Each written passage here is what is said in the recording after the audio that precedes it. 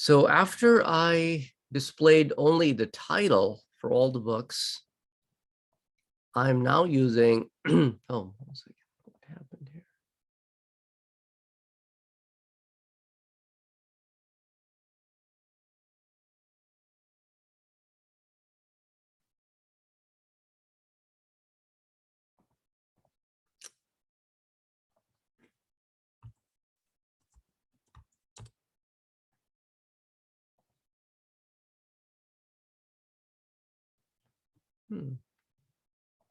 Interesting.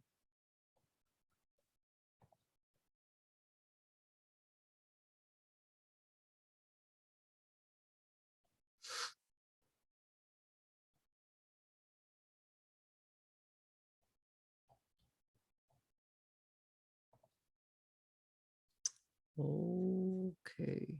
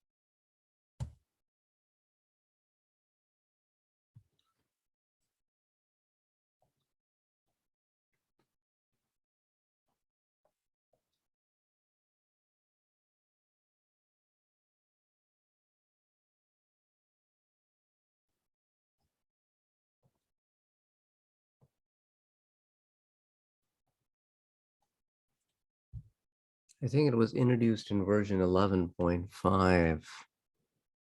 And my version is not 11.5. I think that's why it is not initializing.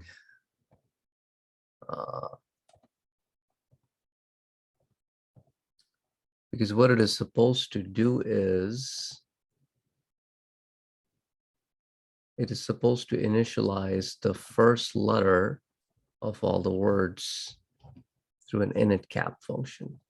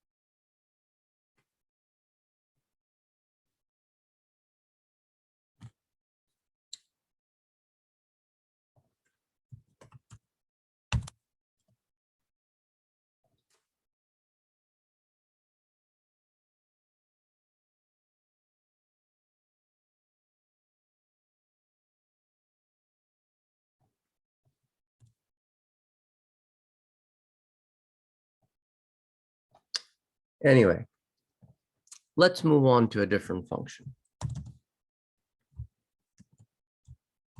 In str function, which takes two parameters, one is the field and other is the string that you are looking in the field. So what it does, it returns the location of the string starting point in the field value. So for example, select title, comma, in string. In each title, I'm looking for the word to.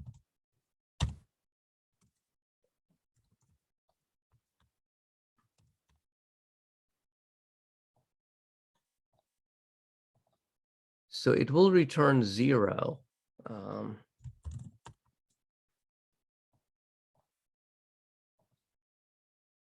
If it is not found.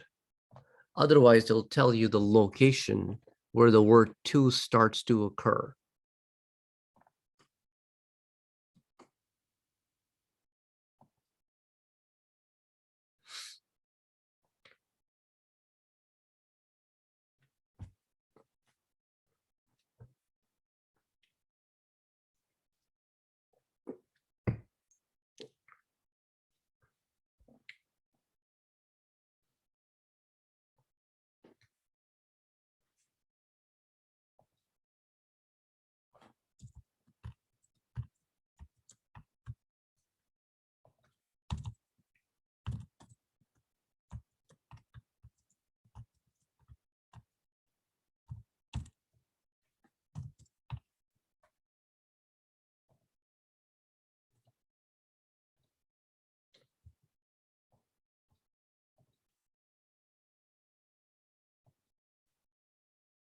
Okay, everybody got this? Then we have a function called left that also takes a field and a number, and number defines how many letters to read from the left. So select title, left title, comma, 6.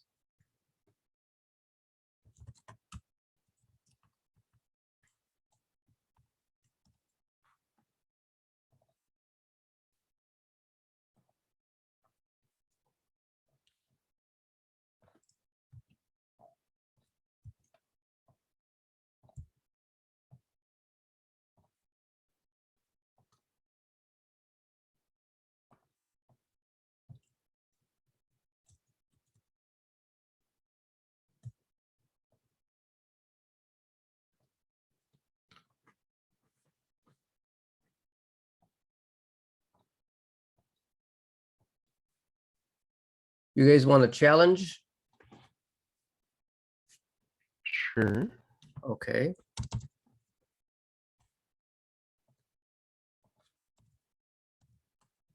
Write a query to select first word of each title from the books.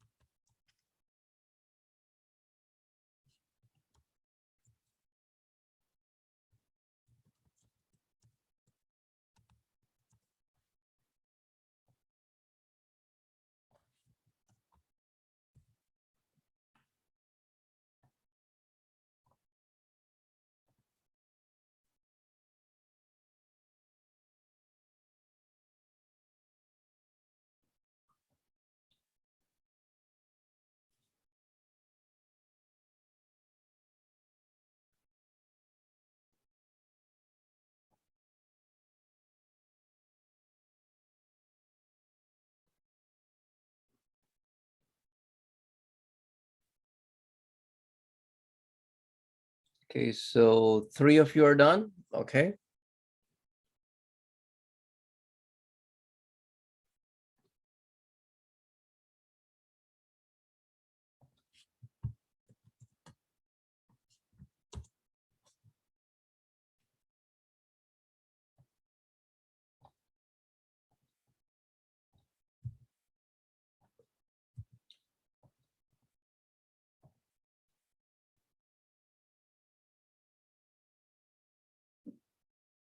Four people are done. Okay. 5, 6. Okay, cool. Cool. So how did you guys do this? I did left of title, and then for the index, I just used the in string thing with space. Very good. It was just the combination of the two. So we were to select a title, and from the title up till the first occurrence of a space for each book.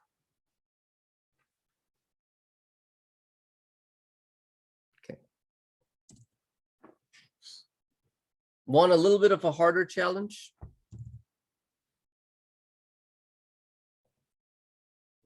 Okay. Display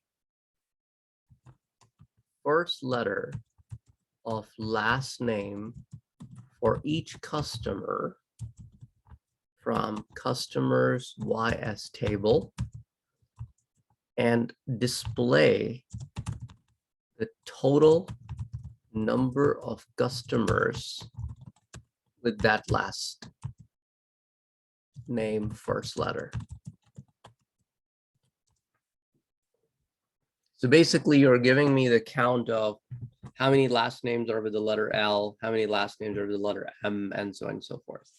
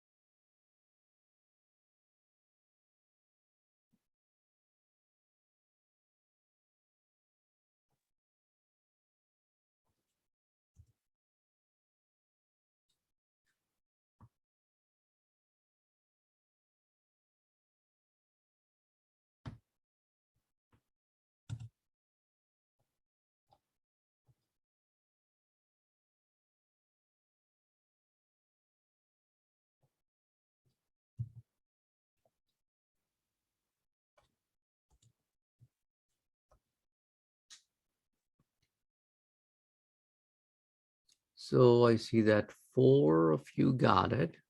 Okay.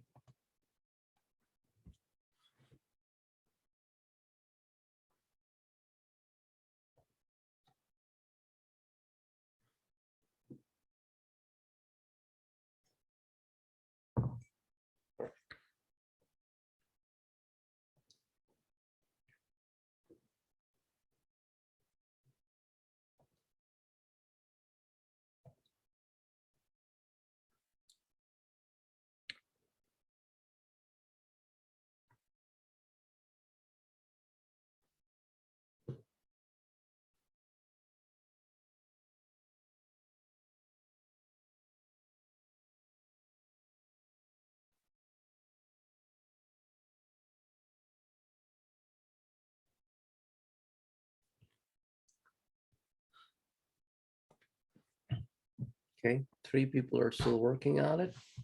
Okay.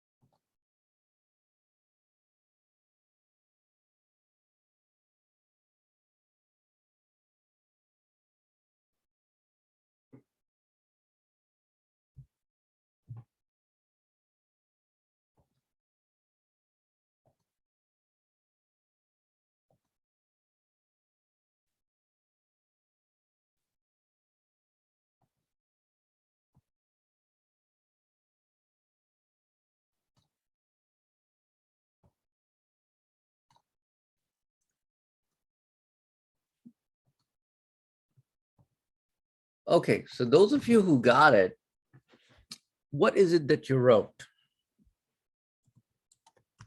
It's kind of weird, but I wrote,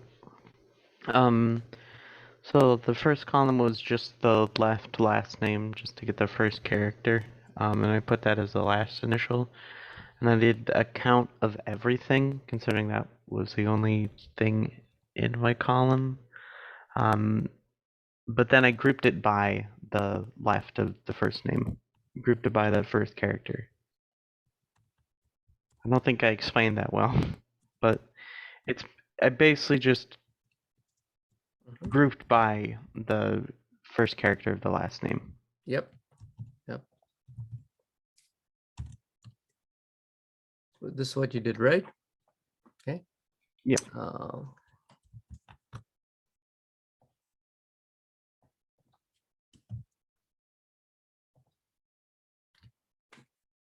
So you grab the first letter, I called it initial, then we are counting the last names, we call it count. However, this count is based on the grouping.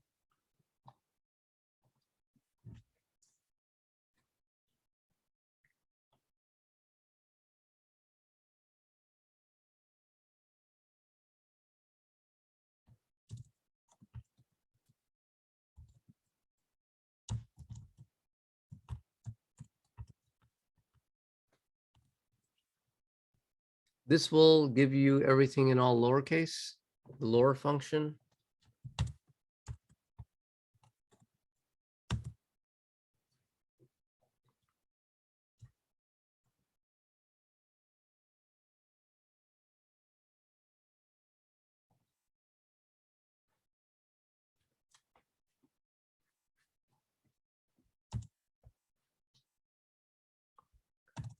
Now, here's a question for you guys.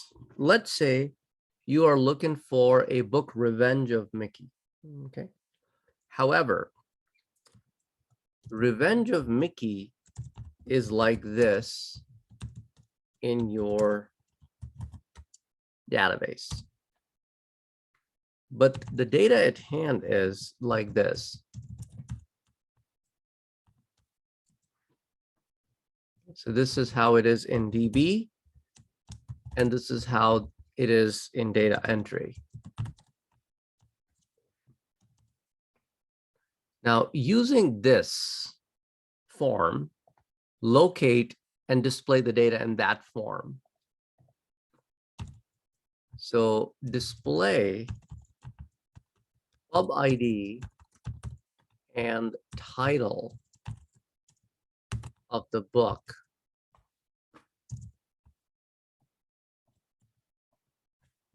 title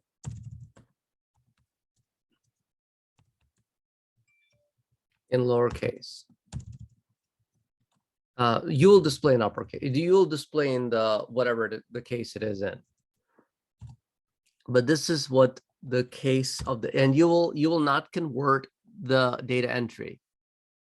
The data entry is still coming in all lowercase.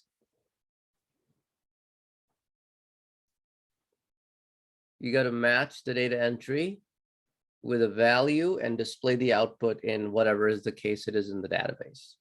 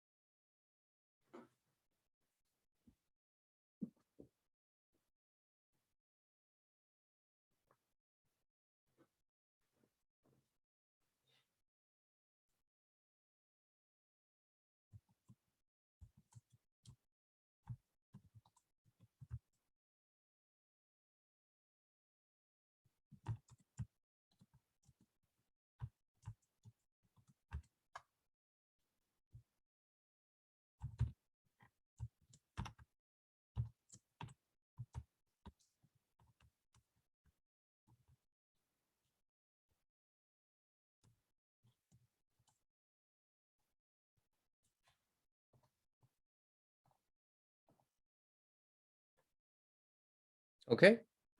So you basically will use in the where clause, you will convert your existing data to match the incoming data.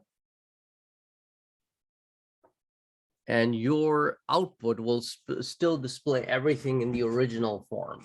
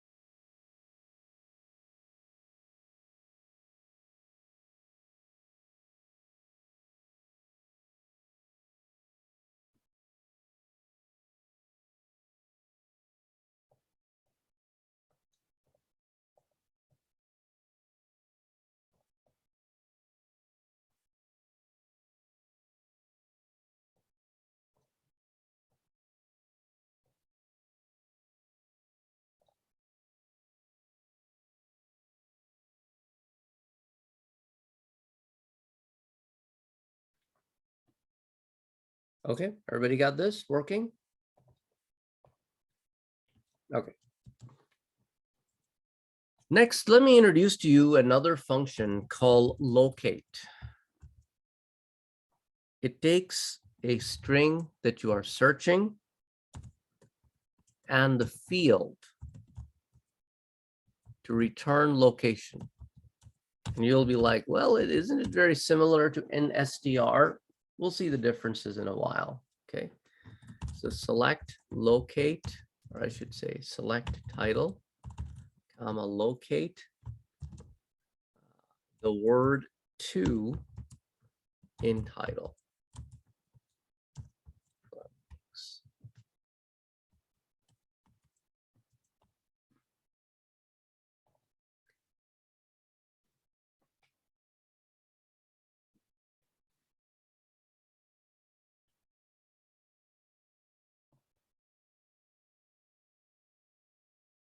So far, how is it different from instr?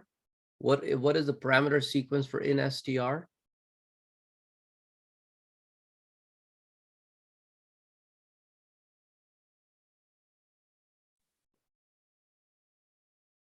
STR has the parameters the other way around. Yep. Let's list that as well here. In str title, comma 2, 1, oops, data 1, data 2.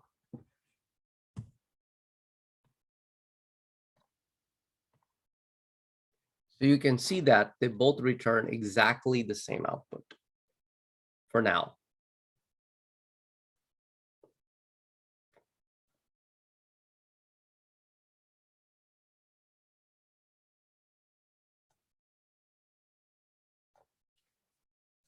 However, locate can actually take a third parameter, which instr cannot, instring cannot. Locate can take a third parameter, which is where in the string or where in the field value do you want to start looking? For example, I'm looking for the word TO2. The word TO2 is not found always in the beginning. So, for example, in how to, it is in the first few words. But in the walk way to cook, it is towards the end. So if I say, I want to start looking after the first 10 characters. So I put 10 as the third parameter. So it has search field starting point.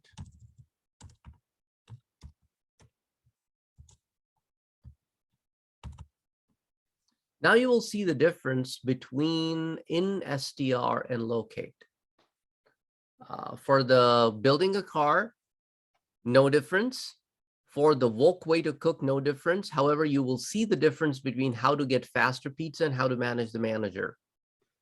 The locate returns nothing. However, the other one does returns values.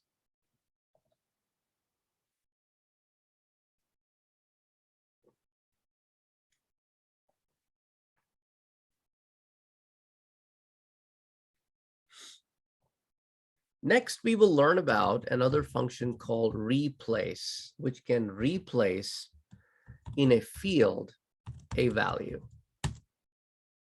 So I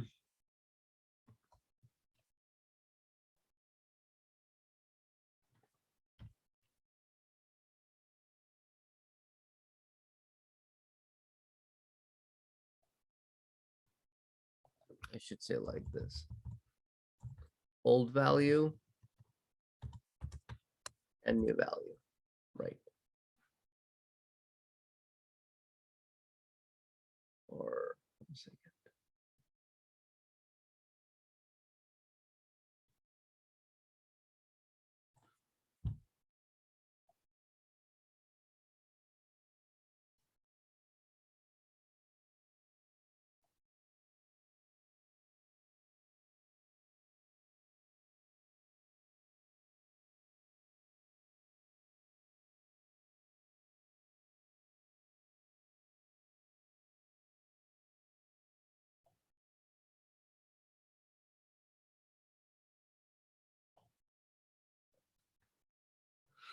Okay. To test this, let's take a slightly different approach.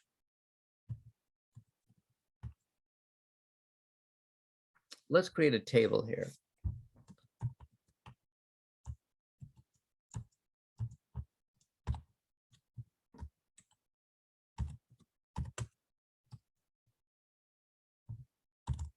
You guys remember how we created an identity field?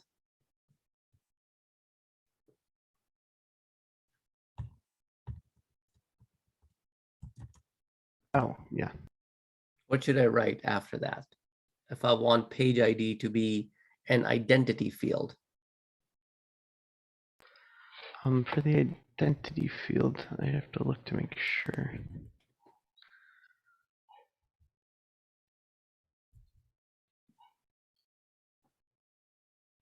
It's been a while since we actually made a table.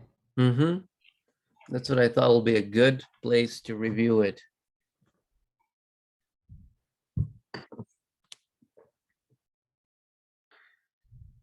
And a primary key and identity? Or am I wrong? No, primary key is indexed. Index. Okay. Identity is like an auto number. Right. I know what it is, but I don't remember the keyword. Okay. Generate. Okay. Write it all.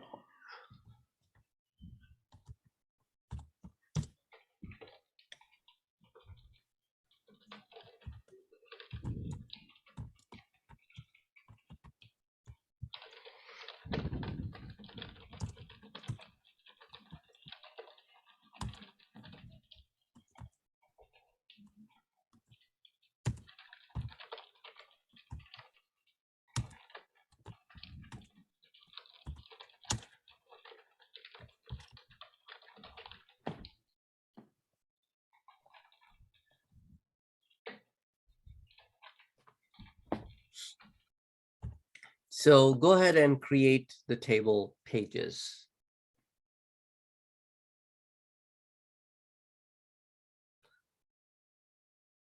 So here, the first field is auto numbered. The last field is default to current timestamp. That means if I only provide a single value, it will automatically put that in the content field.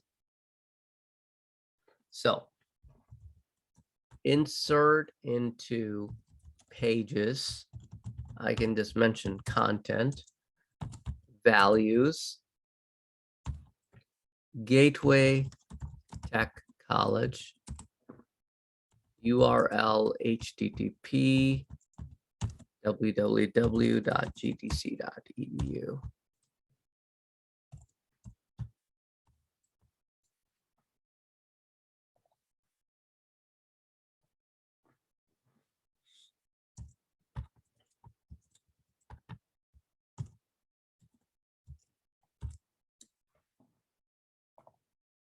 And you can see how it automatically timestamps and how it automatically gives a page ID.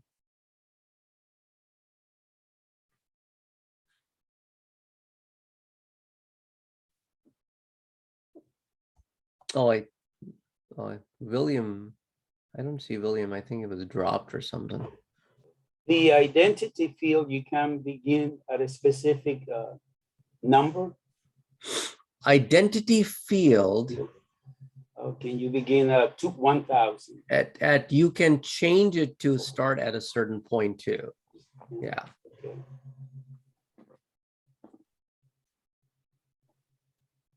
Okay, now let's insert multiple records using one same insert command. So I can say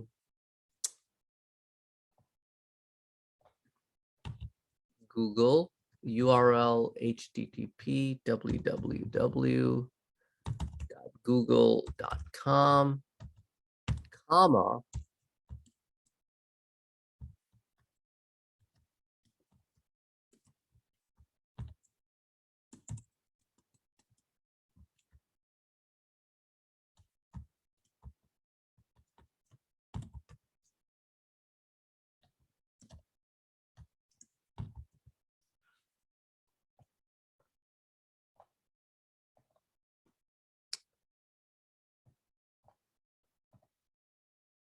So did you guys see what I just did here?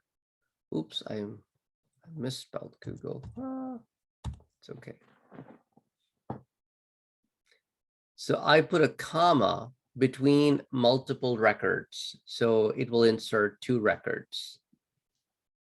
And can you see the difference between their timestamp? Yeah. Okay, so they were not inserted exactly at the same time.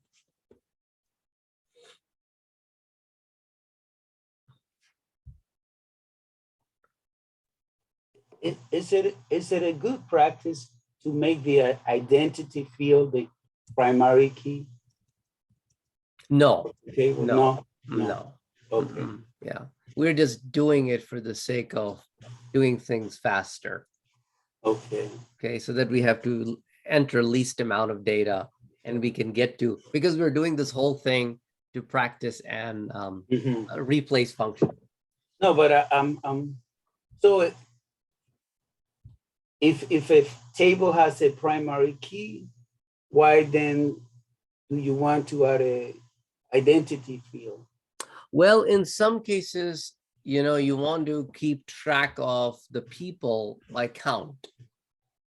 So if you want to run a count or give them some kind of a arrival number Okay, other than the primary key, then you can introduce a generated field that way, that in what sequence who arrived.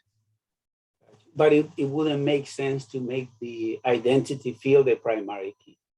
Well, you can if there is a possibility that here nobody will be deleted. Because once you start deleting people, then the whole identity stuff has gaps. You have 1, 2, 3, and then you have 10. Because you deleted all the other records between 3 and 10. Uh-huh. So you will have that, you know, there, I mean, like you won't have any sequence. Okay.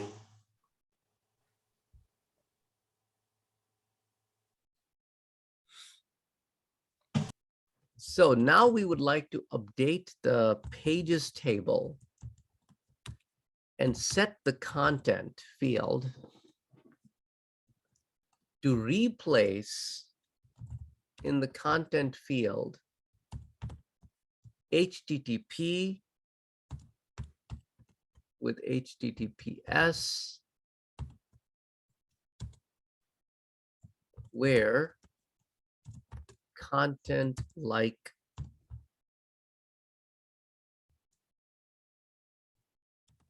HTTP.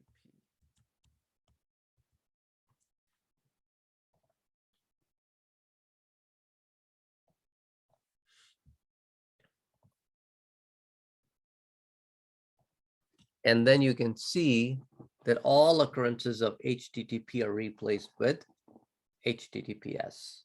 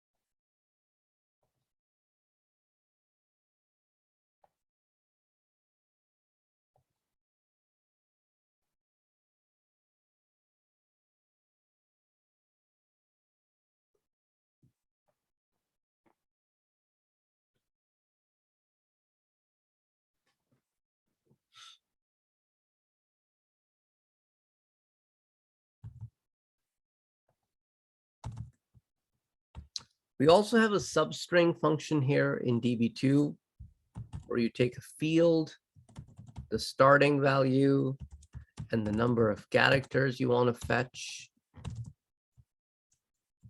So for example, select substring content 1,8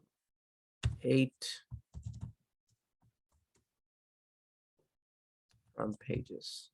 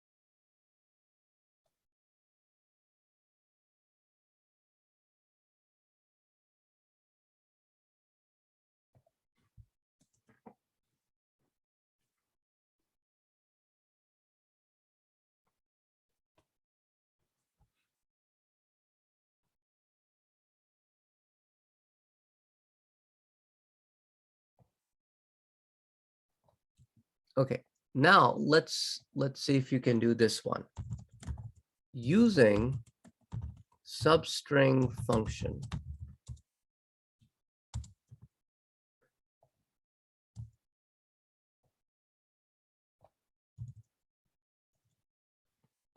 Display number of first names for each initial letter.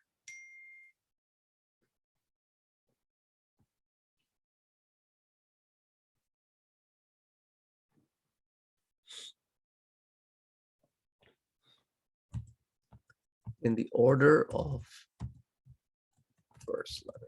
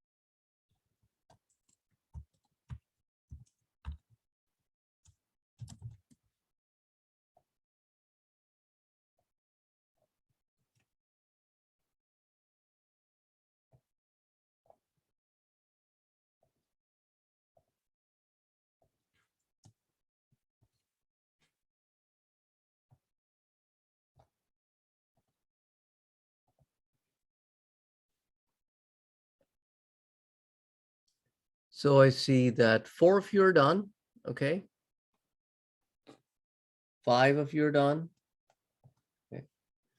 So what do we do here, guys? So we select what?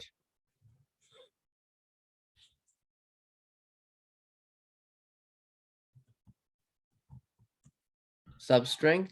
Yeah, substring of first name. And then I basically just did what we did earlier. Mhm. Or just had that, had the count, and then grouped by the same substring, and then I ordered it by the first column.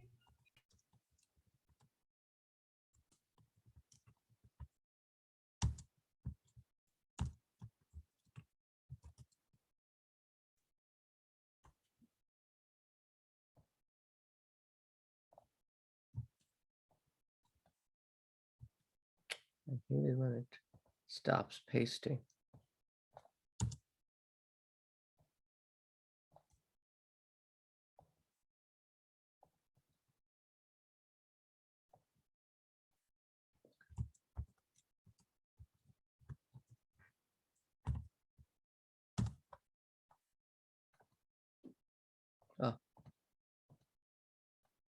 Oh, customers YS.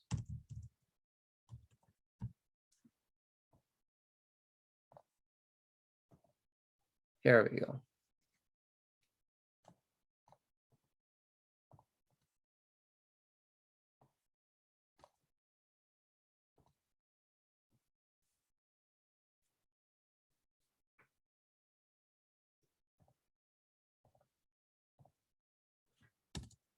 Okay. So select average retail from books. What this does is, even if I give it an alias average, okay. What it does is it calculates the average retail with the title of average for us, right? If I want to limit this to 2 decimal places, let's see if you guys can do it the way I already taught you, and then I'll tell you the alternate way. I want this output to be limited to 2 decimal places.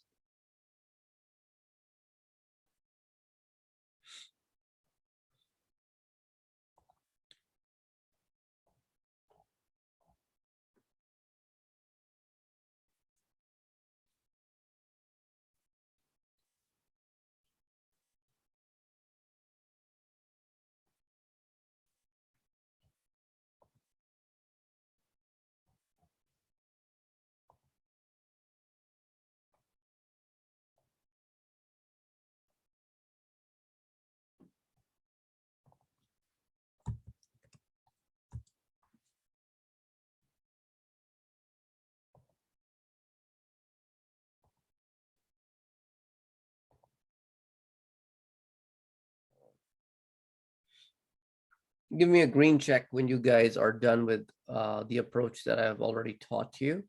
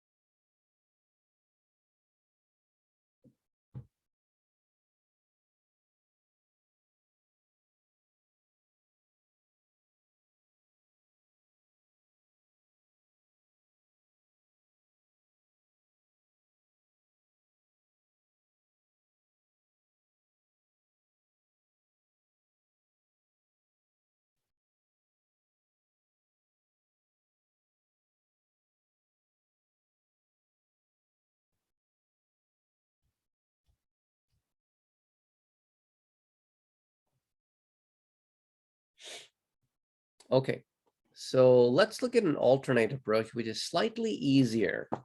This is done with the help of a built-in function called cast.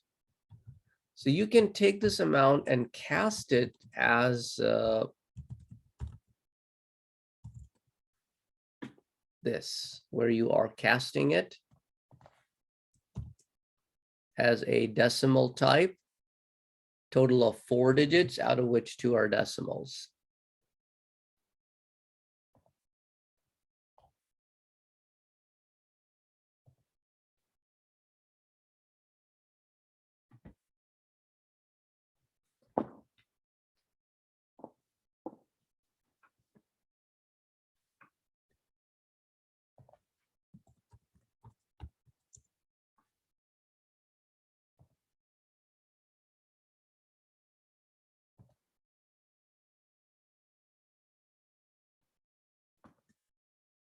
Okay. So select average retail. So we're going to consider it average. And median retail has median from books. One second.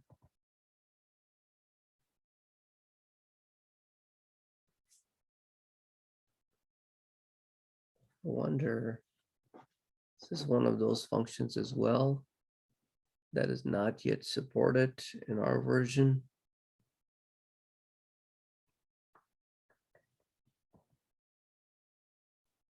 Oh, it's part of DB2 11.5. I forgot about that. But anyway, this is a version. This is a function that is supported to calculate median values.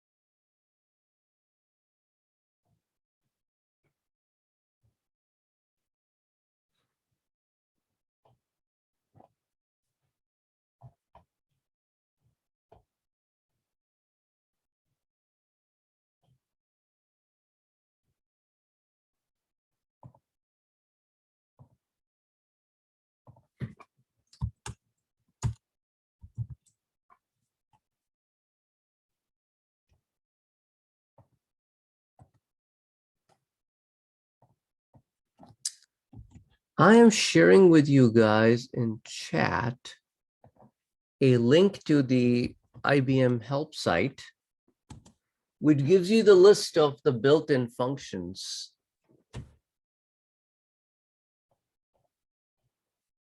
And you can see that they are divided into several different categories.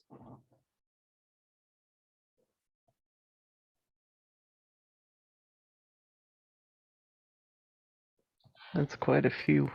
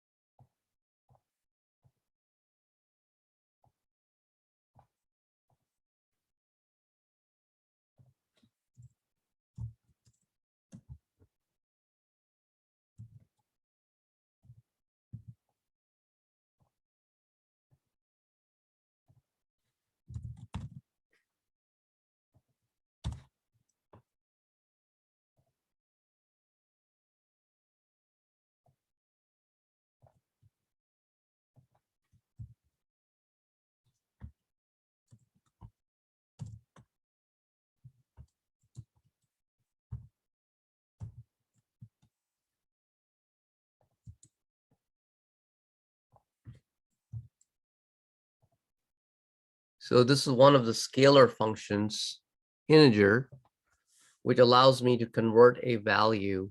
It simply, truncates the decimal part, doesn't round it.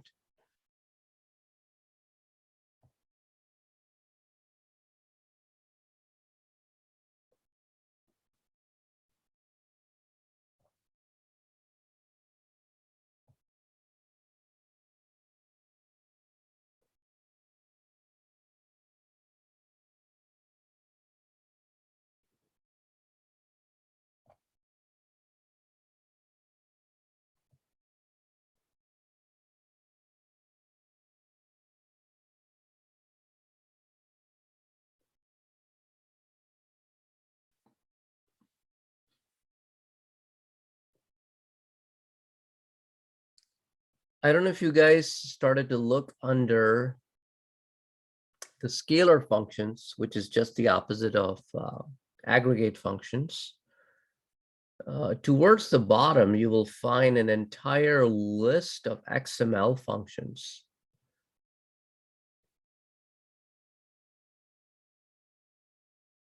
Easily 15, 18, I mean, at some point in time, XML was very big in DB2, especially for mapping, database to XML mapping or XML to database mapping. So that's why they created these functions for that mapping purpose.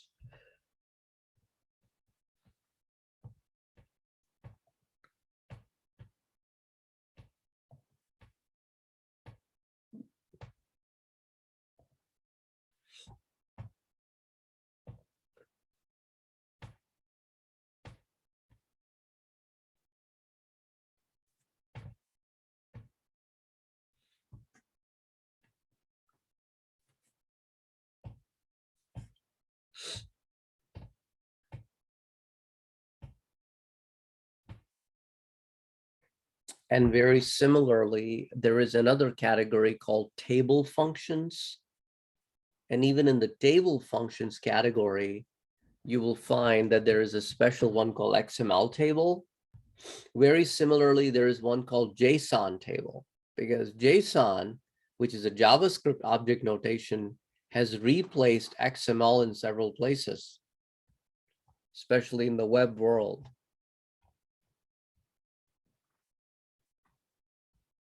That's why if you go back to the scalar functions and look under letter J, you will find several JSON functions now supported by DB2.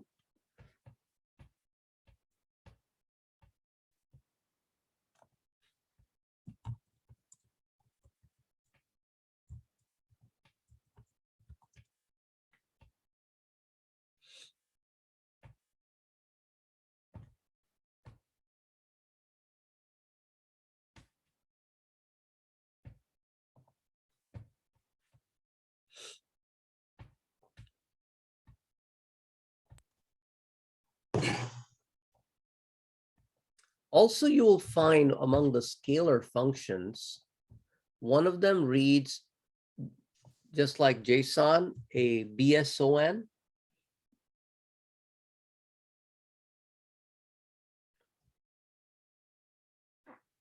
That's for binary data, for documents specifically. So I'm sharing with you guys an article about this to read. It is JSON versus BSON. I don't know. Did you guys ever heard of this before? The BSON? I've heard the name, but I don't know a thing about it. Okay. It's a short, small article, just talks about the differences. It's about it.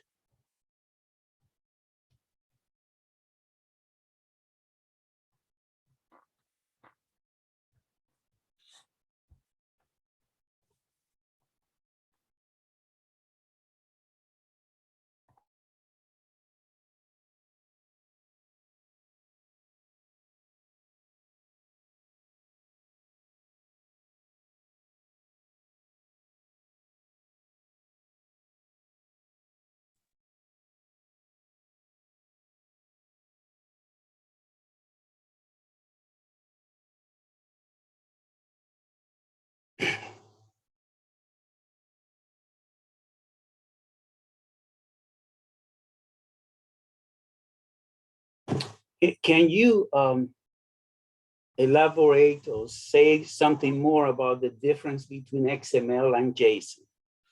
XML is a markup language. Just like HTML, it is based on tags which users create. And then there are no meanings to those tags. The programmer can pretty much define the meaning.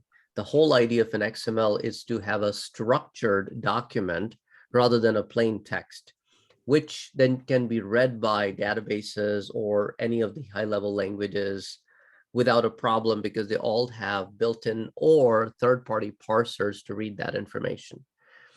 As opposed to JSON, which is JavaScript object notation, is a similar idea of a structured text, but it is JavaScript driven, means it is an offshoot of JavaScript.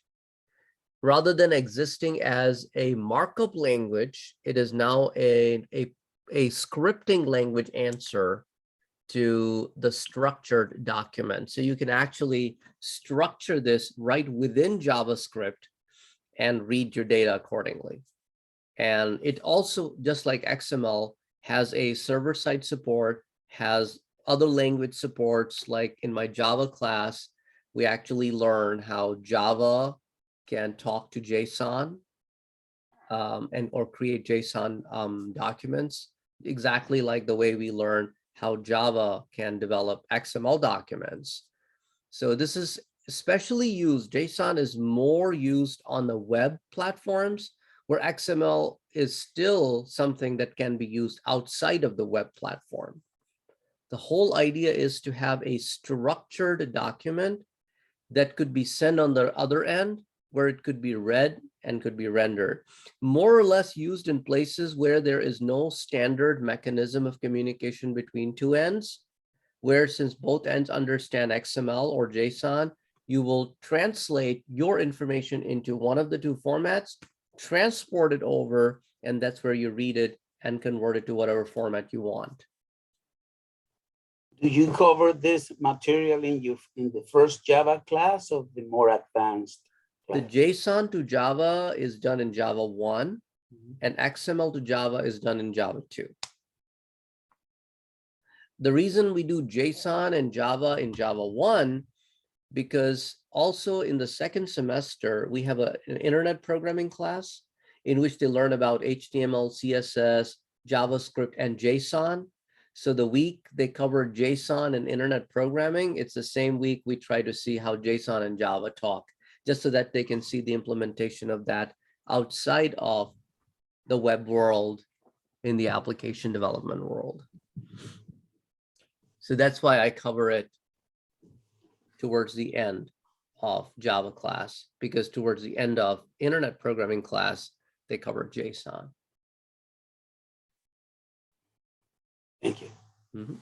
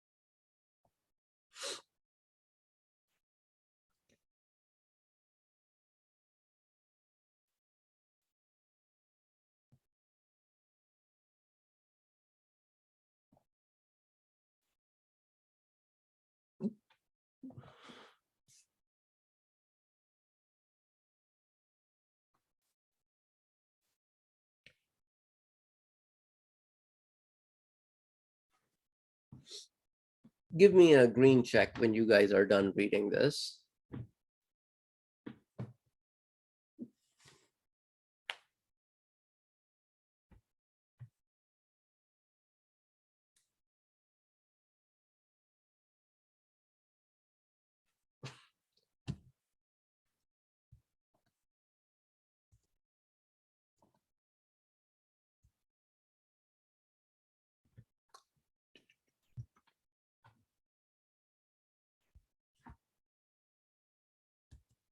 I wrote some text in the chat. Is this something, well, basically, I got this information from one of the other faculty members in our group, in our department, that one of the travel agencies that they are connected with through whatever connections they have, the travel agency is looking for an intern or a part-time web position, but this is the main theme, that somebody who can work with WordPress and some of the other things, you know.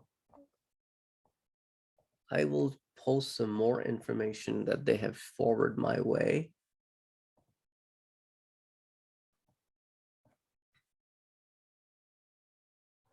Let's see.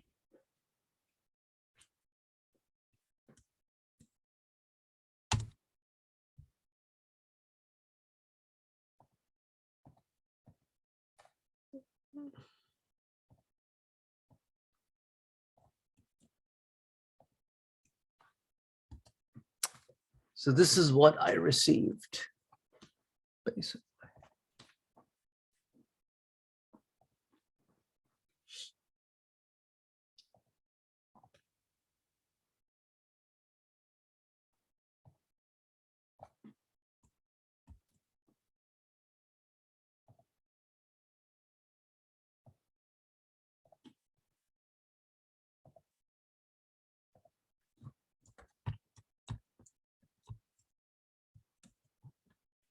If interested, you can get in touch with Ty Takiskinis. I have given you his email.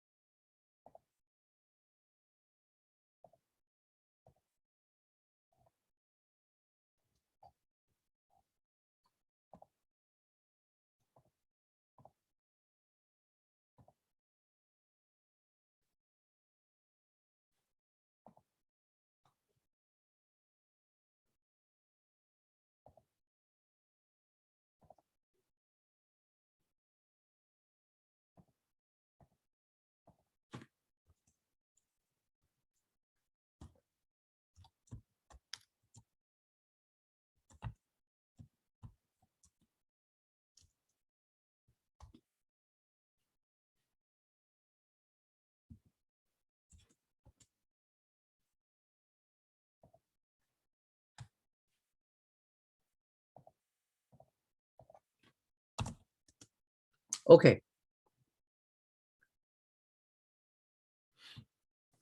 So it's 9:55 right now. Let's take a break here till 10:10 and let's resume at 10:10. Alrighty.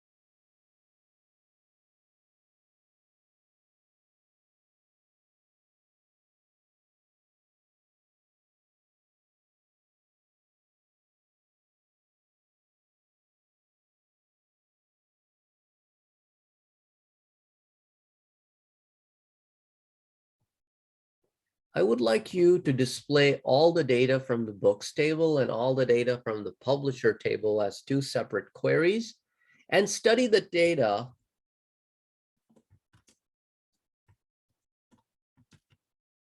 because we will need to know the fields and the data for our next set of queries.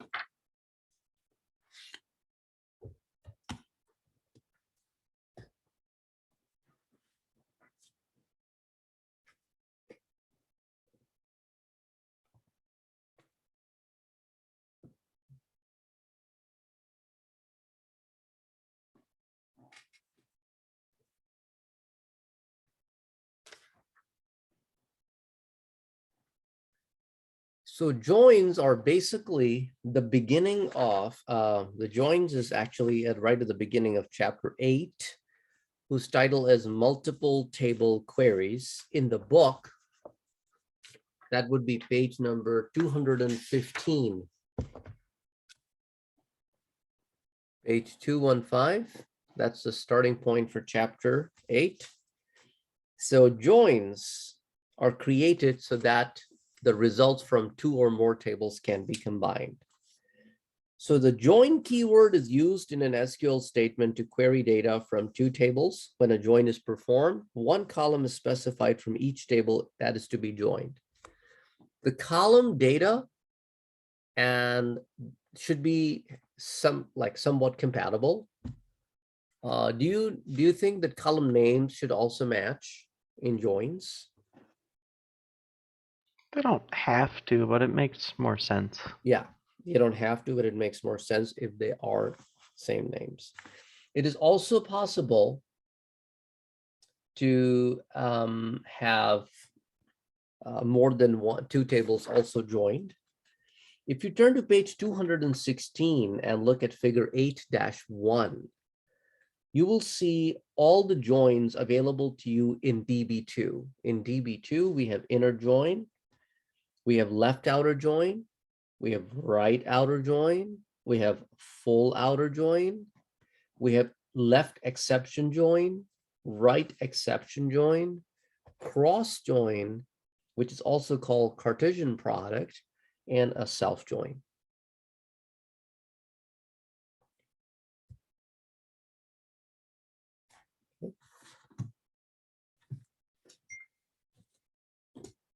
So if I write a query here that I want to select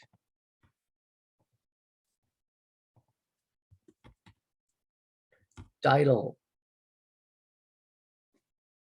comma, contact from books, comma, publisher, and run it. Go ahead, run that. How many records do you see after that? Let me know. Quite a few. Oh, like there should be a number at the bottom. 70. It says. 70. Okay. And if I run the books table alone, it has 15 rows. If I run the publisher table alone, it has 5 rows. But when I run them together, like I did on line 66, there are 75 rows, right? Okay. How did we get to 75 rows when we don't even have 75 records? I think we have one fewer book than you do. But Okay. I think it does it just for each contact and publisher, does it just print one book and just loops that? Well, basically it joins all books to all publishers. Okay. Okay, so it basically creates a cross product. That's called a cross product as a Cartesian product, that when you pick fields from multiple tables and you do not use a join statement of the common field, it automatically acts like a Cartesian product or a cross product, that it assigns each book to all publishers. So that's why it does 14 times 5, which is 70. Or in my case, 15 times 5, that is 75. Okay, so that's what the cross join is. As you can see in the description on page 216 in table 8-1, that return each row from the first table paired with each row of the second table. A cross join is also known as the Cartesian product.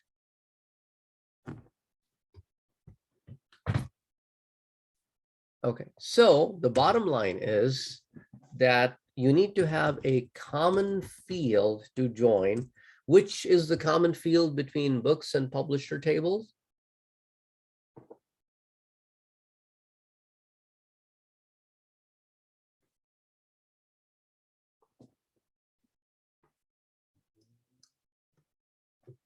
Pub ID. Pub ID, okay. Yeah. So when 2 or more tables are joined on common fields,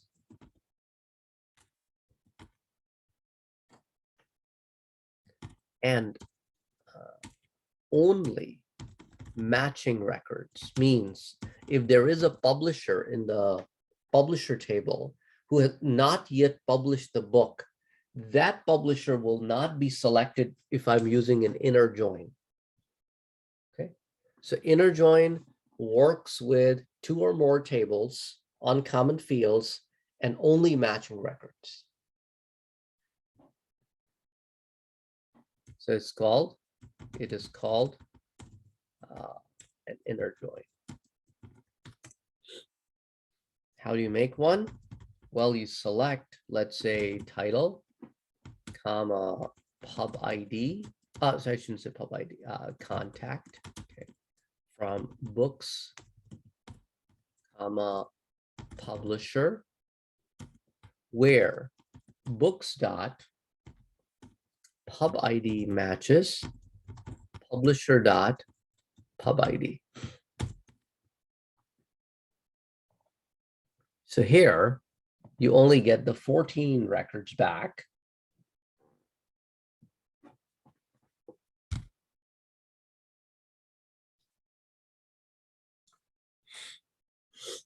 You get the 14 records back, and you see that for each book, you only get one contact And the contact name could repeat because, you can have the same contact from publisher for several books. So the reason you are seeing this repeat name is because of the books table, but that's where the foreign key is. And the primary key only has one occurrence for each contact.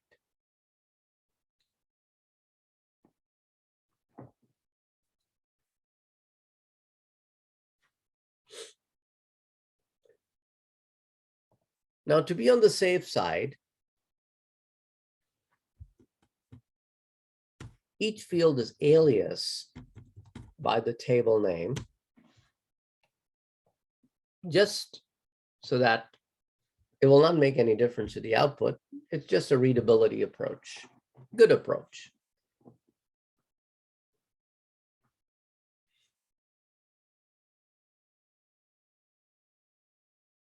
However, in the same query, if I add pub ID, this will error out. And why will this error out? Because the error says your name pub ID is ambiguous, means you need to tell me from which table you want the pub ID from, because the pub ID is a common field between both tables. Therefore, you will precede the pub ID with any of the two choice. You're not bound to only using publisher where the primary key is, or where the foreign key is. You can just pick it from any of the two sources.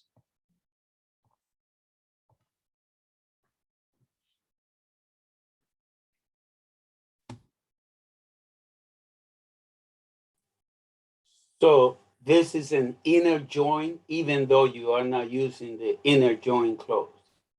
Yes, yes. The other word is for the inner join or equi-join. Mm-hmm. Okay. The same stuff can also be done in a slightly different fashion, where we will use the word inner join in creating a join. So let me copy this and paste it right below here. So we'll say where books inner join publisher on these fields. So that will give you the exact same result. Line 73 will give you the exact same result as line 71.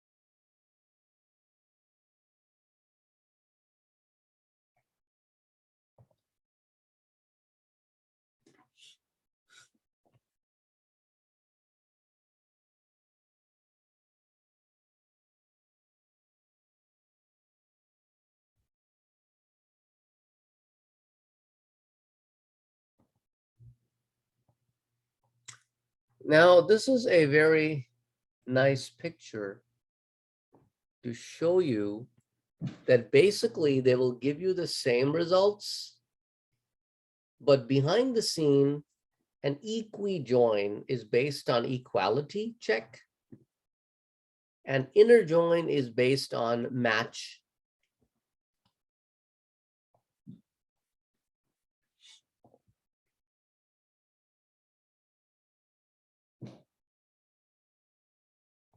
Because it doesn't use the where clause. So that's basically what it does, inner join versus equi-join, but the outcome you will see will be exactly the same in both cases.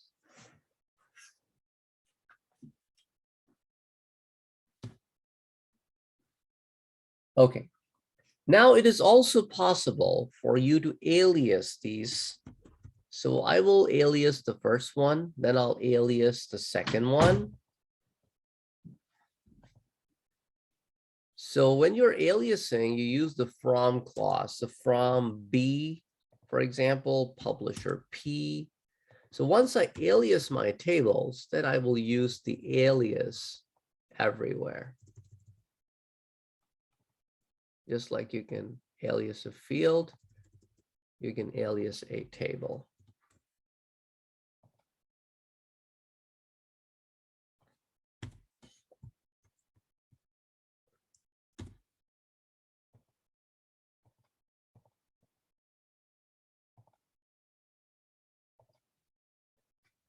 In case of an inner join, where you use the word inner join, then you will alias it right after each name of the table. So then you can use alias.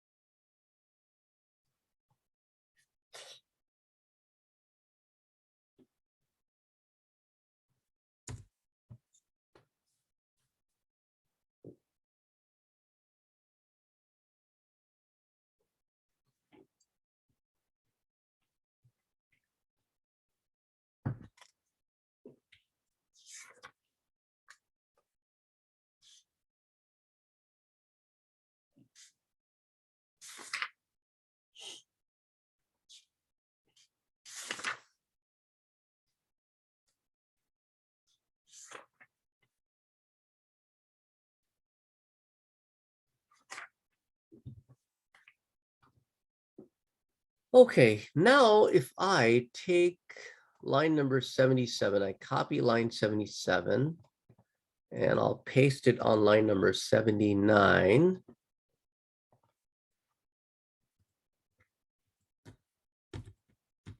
Will this run or no? Line 79.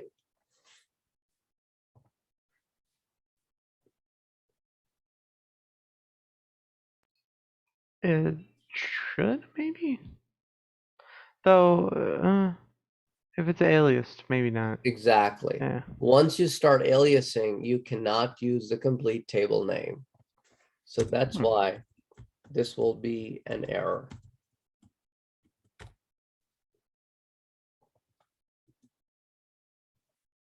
Because once you use an alias, you cannot use full name.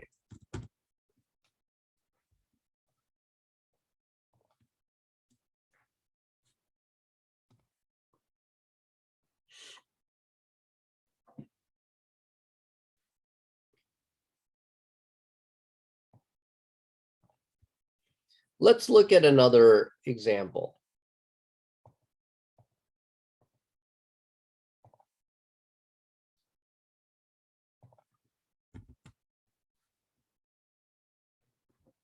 Will this work? Line 82. I don't think so. No. Same problem. Okay. How about if I am using a non-alias table name in the where clause?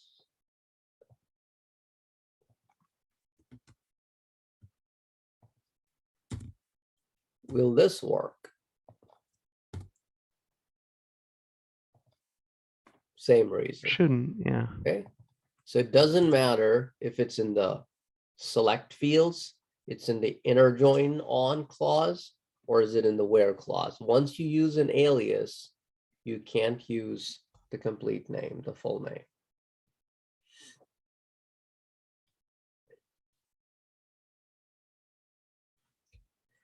Now, I want to select books published by publisher ID 4. Again, I could use the where clause approach or the inner join approach. Either of the two approaches, doesn't matter which one of the two I use. But what do you think I should add to this? Where clause. Where pub ID equals 4. Right. Okay.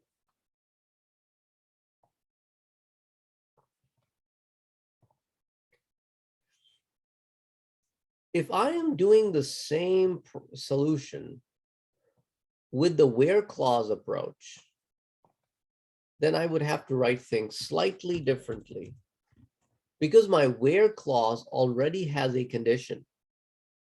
So what I will do is I will and that condition.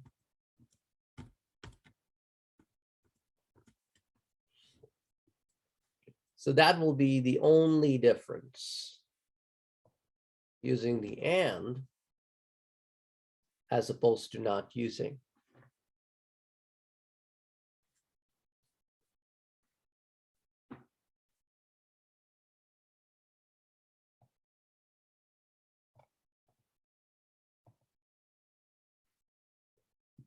Okay.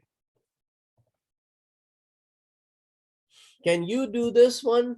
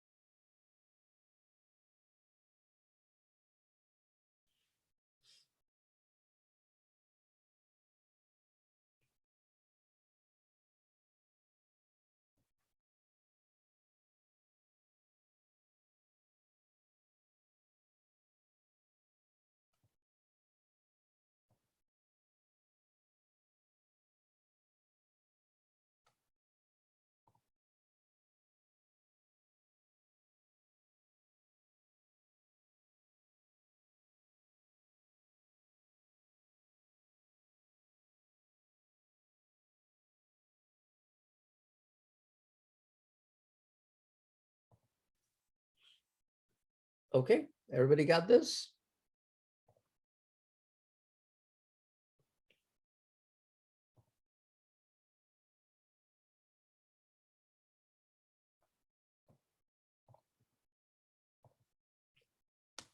I see only 2 checks.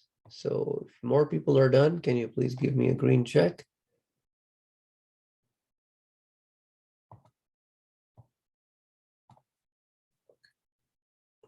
So here is one possible solution that we are selecting, inner join, where pub ID is 1 or the cost is less than 15. Okay. Can you guys tell me the common field between books and order items table?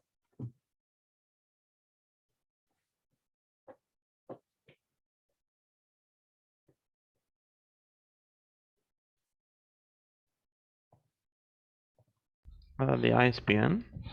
ISBN. Cool.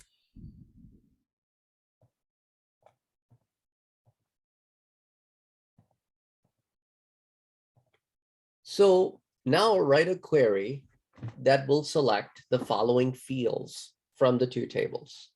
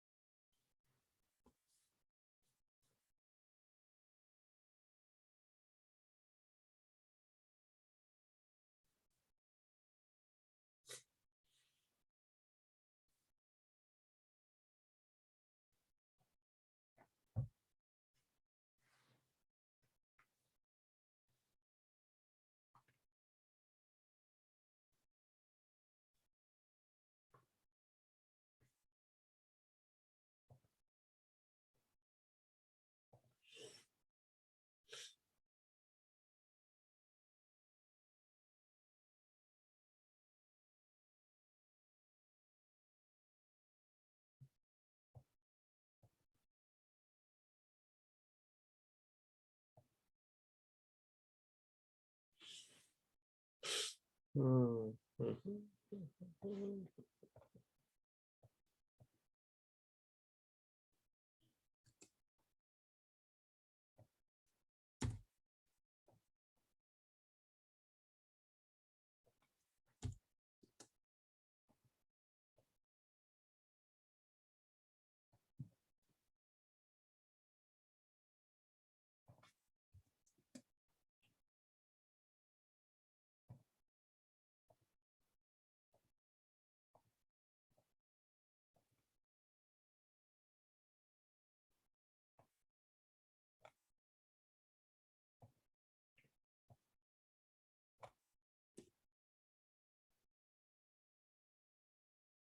Okay, so 3 people are done. Okay.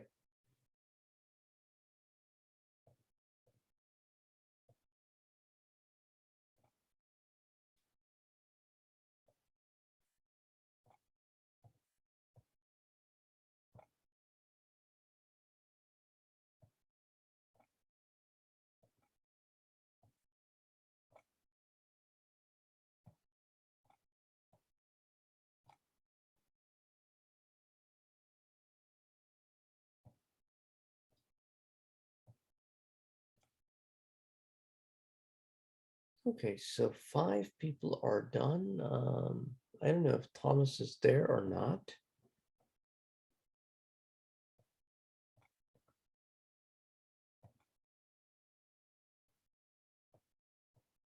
So basically, your solution will be around these lines. Selecting the item number, the quantity, the book's ISBN, the title from the 2 tables on the common field. Okay. Now let me give you a few pages from the book to read. Pages 217 all the way through 227. Pages 217 through 227. What's So the name of the sections? that's what I'm typing right now. It's inner join. It is right where you will find figure 8-2. It starts right like probably second or third page right into the chapter 8. Did you find it? Okay, Yeah, I did. cool. And again, give me a green check when you guys are done reading and reviewing these pages.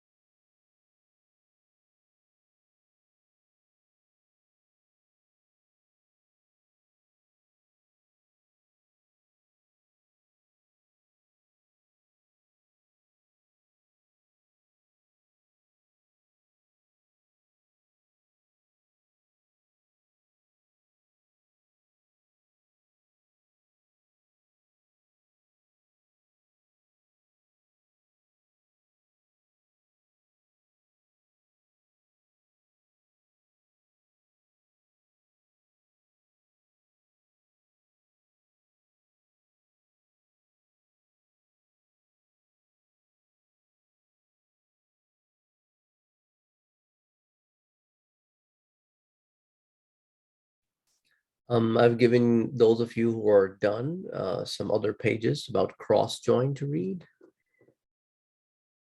So when you're done reading these pages, then move on to pages 235 through 238.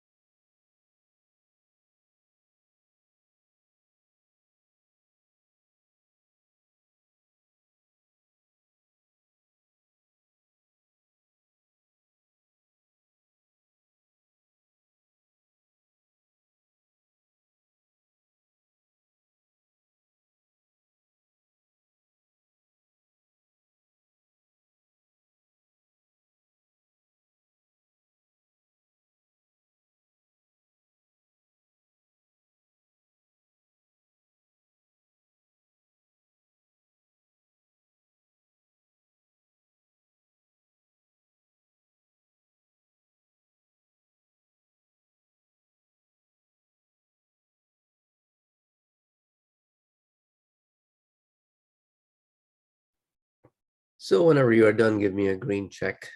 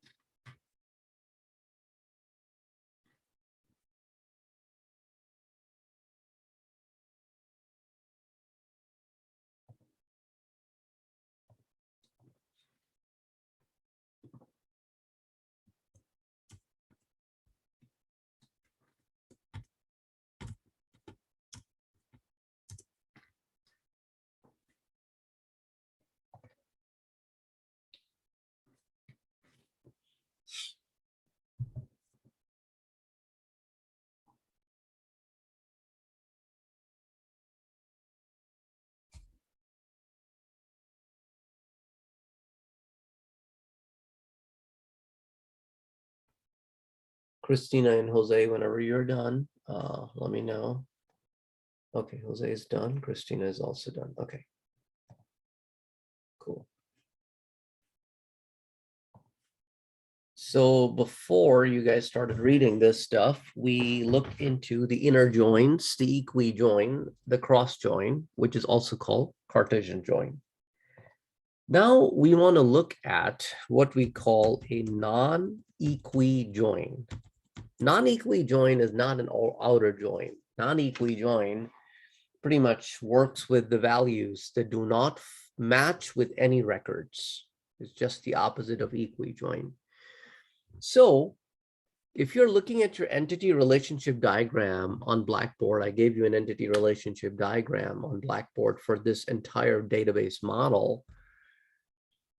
Have a look at a table called promotion. Look at the promotion table on the Blackboard in the entity relationship diagram. And tell me that the fields in promotion table are a good candidate to align with which field in the books table.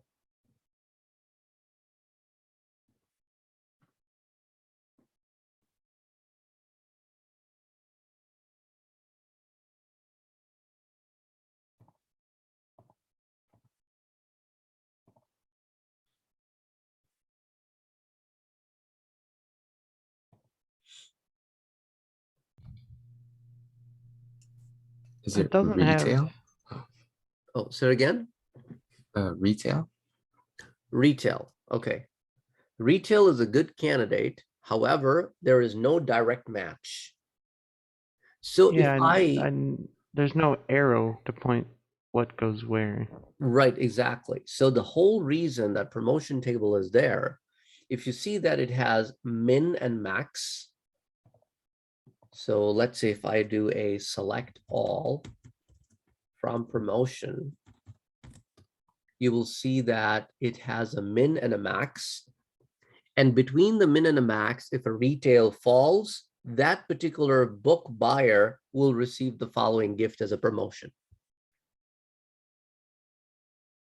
Okay, so we are utilizing two fields or more fields from two separate tables where they are not getting joined on equality. Rather, they are getting joined in relationship other than equality. So that's what the non-equi join would be. So for example, if I want to select the title of the book and the gift that you will receive if you purchase that title from both the books and the promotion table,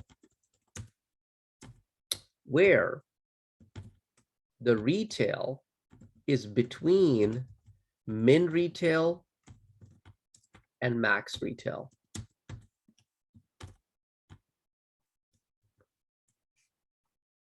So now this is basically the data set that I'm getting for if somebody buys Revenge of Mickey, will get book labels. If somebody buys e-business the easy way, will get a book cover, and so on and so forth. Mine didn't work. It's giving me an error when trying to get title. Did you say books comma promotion from books comma? Oh, I copied the Oh, okay. select star and it had the star still. My Okay. bad.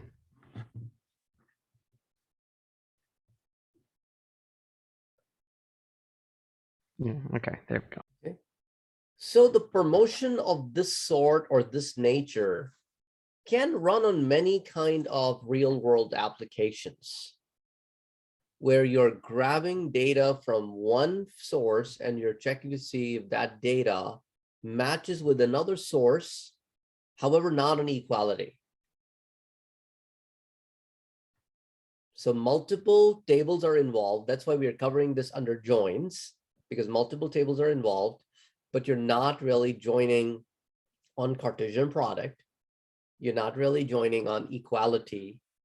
You're not really joining on non-matching data either. Because in all of those cases, it will either be an inner join or an outer join or an exception join. So this is basically involving more than one tables without really using a join statement.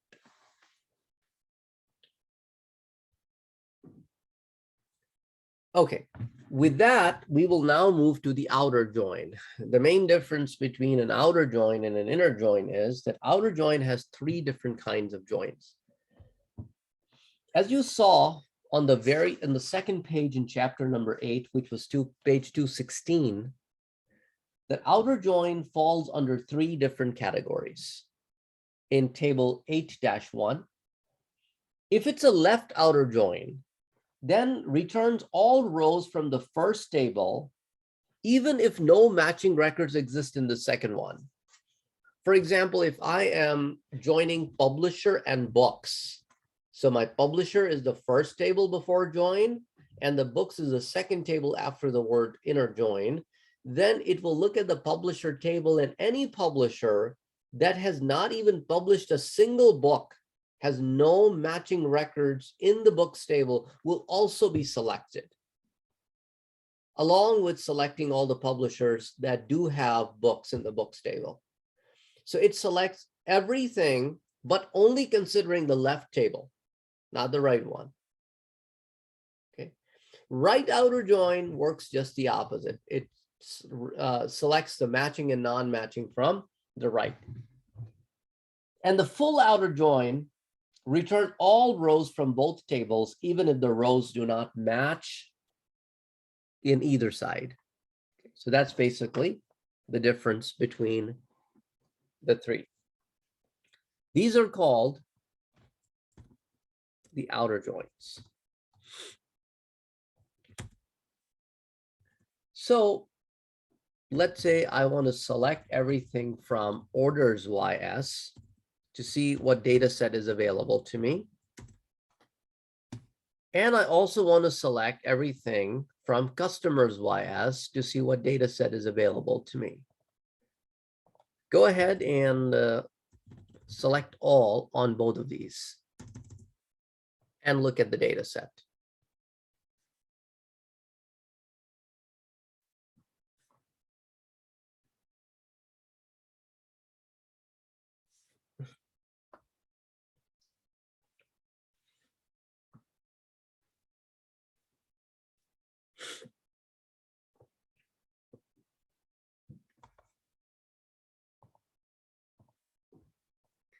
So have all customers placed orders? And the answer will be probably not, right? So this is a good candidate for an outer join. So if I were to list all customers who have placed orders and those who have not placed orders. So select first name, last name, order number from customers YS, because I'm selecting customers. Left outer join orders YS O on C dot customer number equals to O dot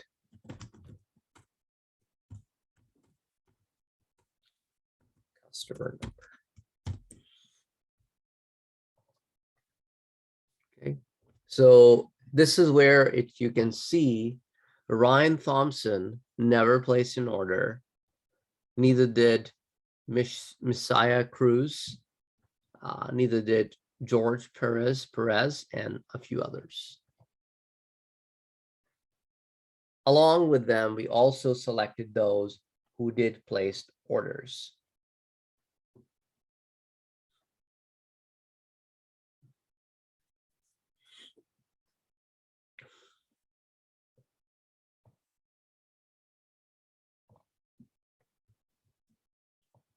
Now the same solution can also be achieved.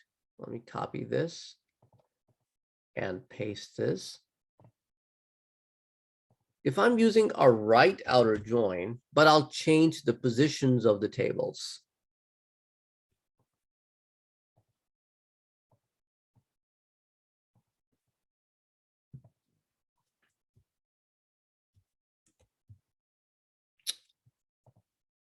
Why would copy run the command? I don't know, it's all messed up after using it for some time.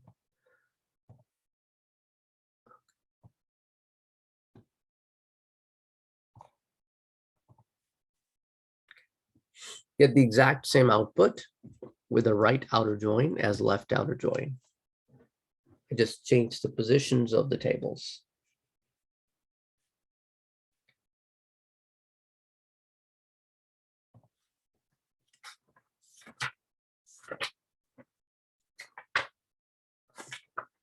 Now, again, I want you to start to read the pages 227 through 232 in the book, which is about the outer joints.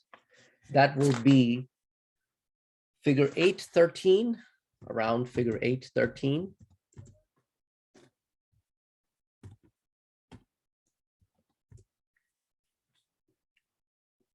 Outer join is the topic.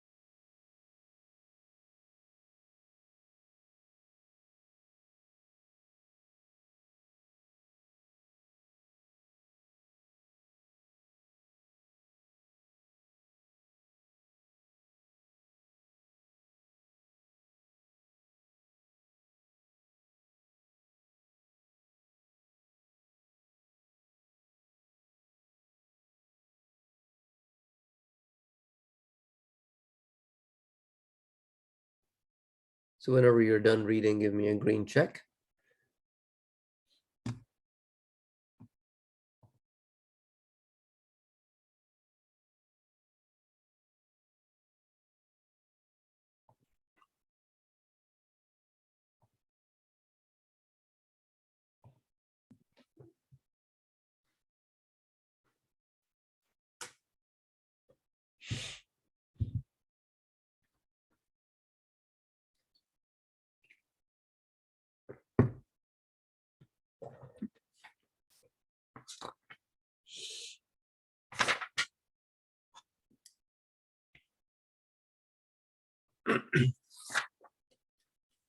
Okay, now let's look at the exception joins. Page number 216, again, I'm looking at the table, figure 8-1.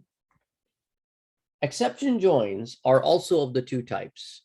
We have left exception join and a right exception join. The left exception join returns only the rows from the first table that do not have any matching.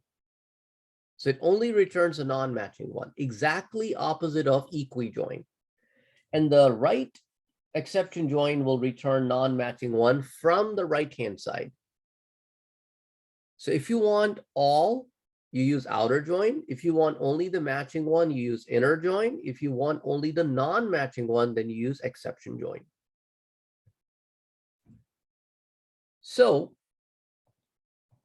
let's do exception joined examples now.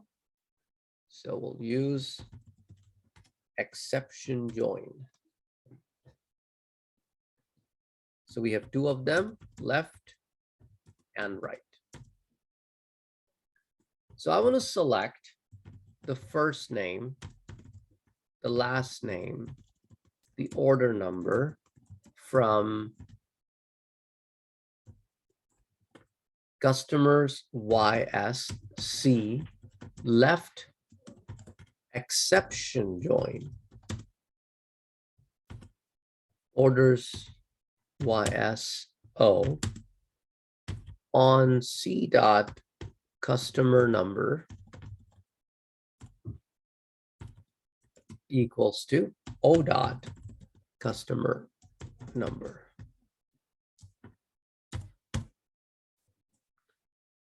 So this will give me only the non-matching customers. And we can also reverse the process. And when we reverse the process with the right exception join, we will, yeah, that should be all. That should be able to do the same thing from the other side. Okay, so left and right exception joins.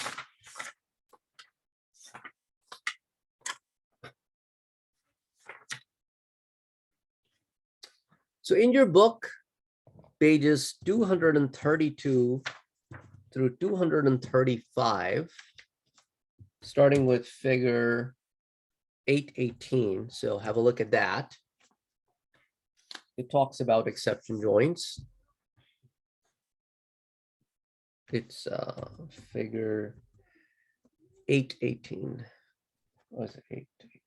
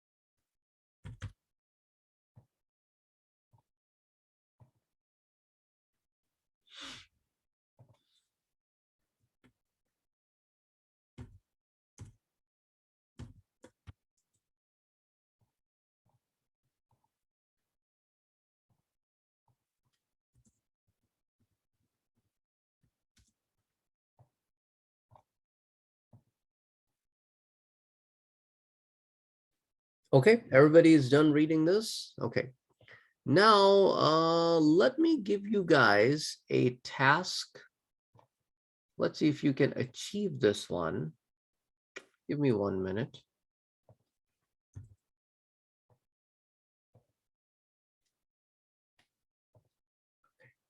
So what I would like you to do is this. Which table has the contact field?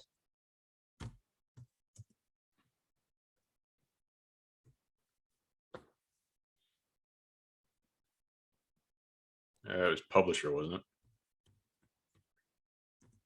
And which table has the retail field?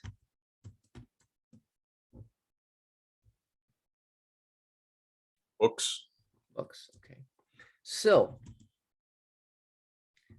give me the contact name and the minimum retail from that publisher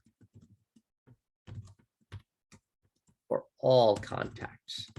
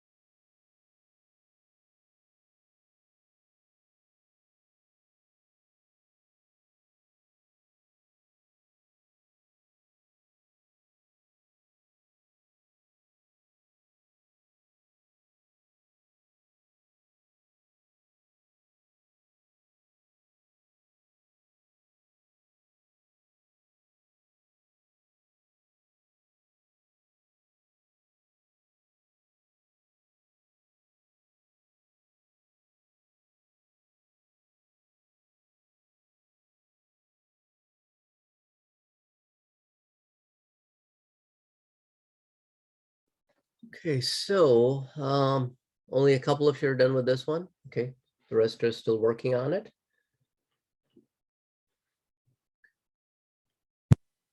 Min retail is from the promotion table, right? No, no, no, no, no. It's from books table. Oh.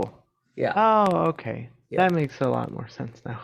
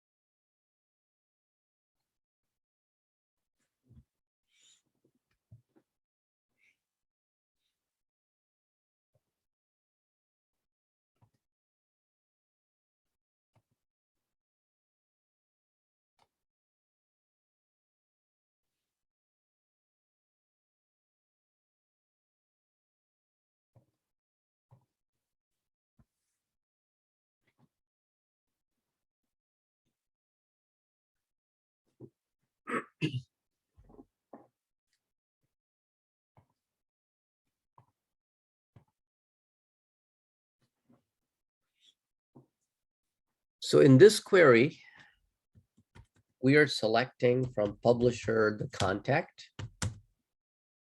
And from the book, we are selecting the retail, the minimum retail.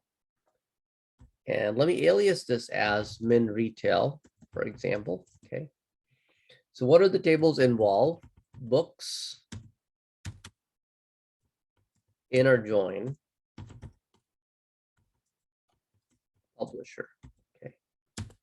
On b dot pub ID equals to p dot pub ID. Okay. If I stop over here, is that okay?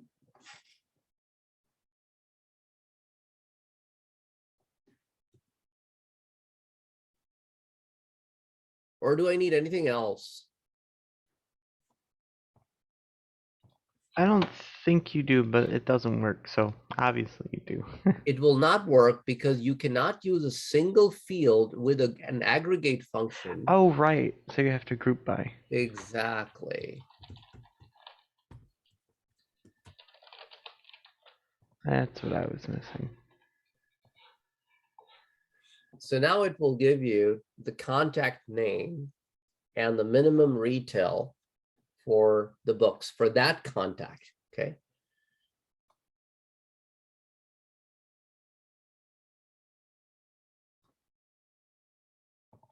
Now I will modify this question and add a few more things. Give me the minimum retail, the total retail, the average retail, 2 decimal places,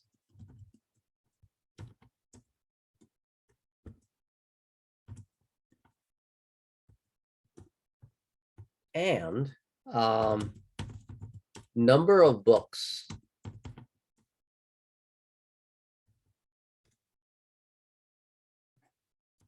By that publisher.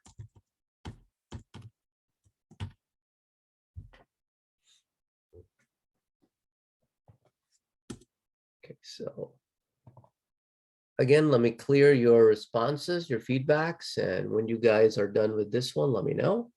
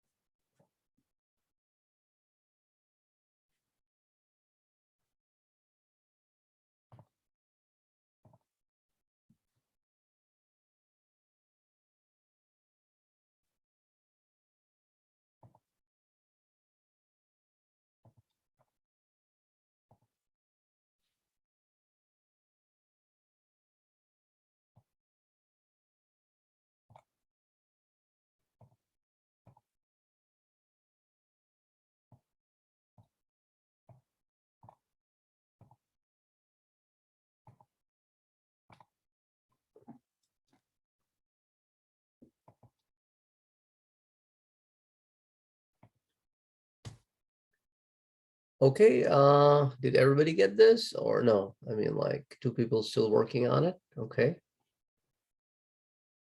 So what will you add to line number 131 here? Everybody got it? Okay, cool. So you will add to this line the sum of the retail, that is your total. You will add the average. So how can I calculate average? I taught you a different way of doing it today. And you can cast it.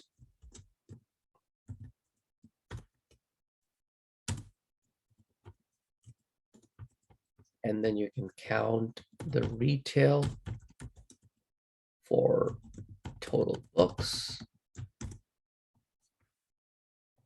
And the rest of the details will stay the same.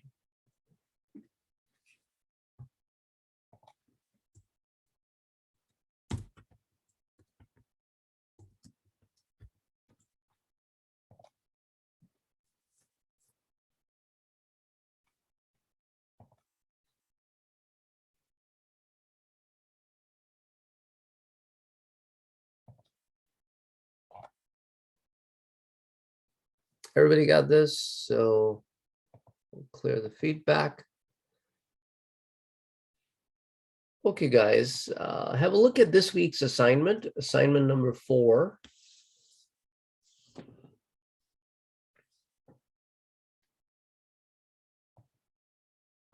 Let me know if you have any questions about assignment 4.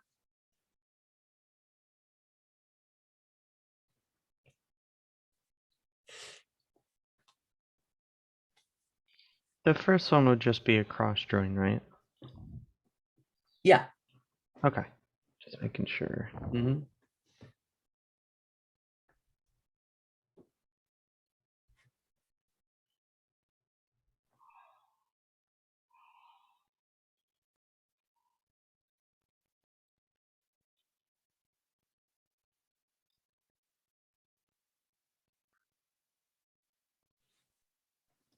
It's just more like a little bit of queries, some analysis, some explanation, slightly different assignment than the one before.